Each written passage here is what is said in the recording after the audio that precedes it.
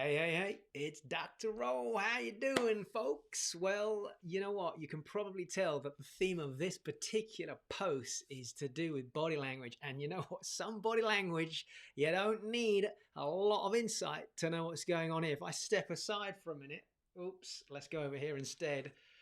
I got a funny feeling she's not particularly happy at that moment. Either they've had an argument or she doesn't agree with him, but her whole body's just pivoted away and it is literally trying to escape. Now, I want to talk about this because when it comes to communication, when it comes to communicating with impact, when it comes to body language, one of the questions that comes up a lot is, body signals, what to look for, what are the tells that people give away, unspoken. And actually our body language that we use when we're communicating has something like impact-wise, like 55 to 60% of the impact of communication comes from body language. Now, those of you that follow any of the stuff that I do with communicating with impact, 38 components, whether it's the online programs you've been to, the live events, or the written material that I've got, you'll know that one of the subjects we talk about is physiology, because imagine having the subject of communication without physiology. That would be ridiculous. So we can't have that. Now, let me put my glass on to make sure we're in focus. We are. And I want to bring up my 4 favorites when it comes to this particular subject. So what are my 4 favorite non-verbal signals when it comes to body language that you need to look for? And over the last 30-something years that I've been in front of audiences, whether it's one-to-one in a business environment, coaching, corporate coaching, large audiences, thousands of people, personal meetings that I've gone into, I always look for these 3-4 things. And actually, given a choice, I'm going to pick on all 4. And in harmony, if you look at them and see how they all operate or respond in the communication that you're having, it'll pretty much tell you what's going on. She would have probably sent clues way before she turned her body away. And that would really be her eyes, her breathing. Her feet might have tilted away first before the rest of her body, or her hands might have started to move away. The conversation might have almost had a leaning away, or her hands may have been crossed. She might have been doing this, rubbing her throat, feeling uncomfortable, whatever. So let's start with eyes. Now, I haven't got the time to go into this, but one of the things that, when we do our live events, one of the things I get people to do is do exercises where I'll have them ask a question and look at the person's response with their eyes. There are eye accessing cues. If you studied neuro-linguistic programming, you know a little bit about this, but there are eye accessing cues that really give away massive telltales as to what a person is thinking. You can pretty much, if the questions are asked the right way, in the right pace to catch people out, at some point, if you ask a series of questions and they're not able to process and logically try to keep their physiology in their eyes in a certain way, and you catch them out, their eyes will go to a certain place to access a memory or to construct something if they're possibly lying. Now, we'll do this on a separate video, but the eyes are brilliant. And the first thing to do is just ask a series of questions to somebody and watch what they do with their eyes when it comes to whether you think they're telling the truth, or maybe they're feeling a little bit protective, like they might look away just slightly like this, or they might internalize and go down and look down. So if they look down, they're typically internalizing it. They're kinesthetically feeling something. And so if you ask a question to somebody, they tend to look down, it means they're really connected with what they're saying. Whereas if they look left or right, they're probably processing an auditory.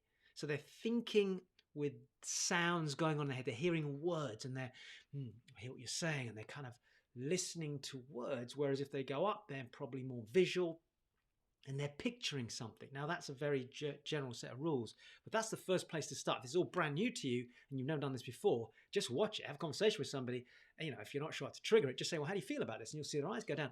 So I was saying something the other day to John, and I said this, and see what the response is. And they're probably going to go left or right. And if you say, what does it look like when you go on holiday next year? How do you think it's going to feel? They go down. What does it look like? They go up. So play with that, because that will give you a good sense of whether somebody's more kinesthetic, more auditory, or more visual. The breathing is a massive telltale. If that gentleman there had been talking to her and she started to get nervous, she would have changed her breathing patterns. When 2 people are really synchronized, the body language becomes synchronistic breathing. In fact, one of the great ways to get somebody to calm down, if you're calm and they're not calm, is to just get them to breathe in synchronicity with you. You can even pick up your breathing initially to speak a bit quicker and take lighter breaths if they're feeling a bit stressed. And then as you get them to that pace and they kind of get a resonance with you, you can then slow it down a little bit. And because they feel comfortable with you, their breathing will slow down. You might even say, so tell me something. And they go, and they breathe with you. So if you can get them to get into a matched breathing pattern, a paced breathing pattern, you can actually calm somebody down. You can also get them more excited by breathing in a slightly different pattern and get them to synchronize with you. So look at their breathing pattern and see where they are. You can tell if they're getting stressed or if they're really calm. The third one is feet. So, somebody's breathing very heavily like this. Well, they might just start to go, and then they're starting to get a bit anxious. Now, actually, by the way, this isn't in a specific order. Given a number 1, feet is the fastest way to tell whether somebody's comfortable or uncomfortable. For example, if they want to get away from you, if they're uncomfortable, they want to exit the conversation, their feet will start to turn away from you. They'll tilt. If there's a door in the room, it'll probably tilt towards the door. In this case, she tilted her whole body to she's not going to go that way because she can't get away from him that way, but she can get away from him that way. So the tilting of the feet, let me just put my glasses on so it refocuses on my face. There we go. If a foot moves, just watch it. If you ever watch a couple out having dinner together, just watch to see if their both feet are aligned, moving towards each other. Point, that's a positive sign for both. But if one of them starts to move slightly out, starts to twitch or head that way, particularly if both, that person just wants out of that conversation. So that's a really quick tell as well. The last one is hands. And again, hands are a very big indicator. And it's in my top 4 there, probably in the top 2. If somebody's comfortable with you, they're gesturing very openly. They may even want to touch you. They might want to reach out. They want to shake hands with you because open palm, no weapon. That's the old history behind it.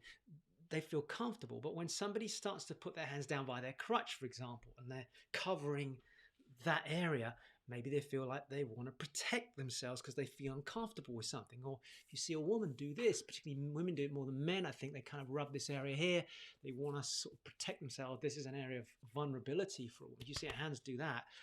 Somebody's very open and like this and getting involved, that's somebody's really comfortable. So the movement of the hands says a lot. Hands go into pockets, maybe they're tucking down towards the crutch, they're protecting themselves as opposed to hands out, feeling comfortable, feeling more versatile in the way they communicate with you. So hands give a lot of clues away as well. Look for that when you communicate. Those 4 things alone, if you start to have conversations and when you think somebody's feeling more nervous, look at what those 4 things are doing. If they're all aligned, somebody's in trouble. If her eyes are like looking down or she's kind of looking away, in this example here, she starts breathing, feeling a bit anxious or frustrated, feet start to turn, body starts to turn, hands, look, she's got hands closed there, not open to any communication, even going down towards protecting that area, especially the stomach, the womb, that area. These are massive signs if you know what you're looking for. Okay, that's enough. I'm going to stop there. Hope it was useful. Again, powerful tools. Start being a good observer in this process. And I will see you on my next post.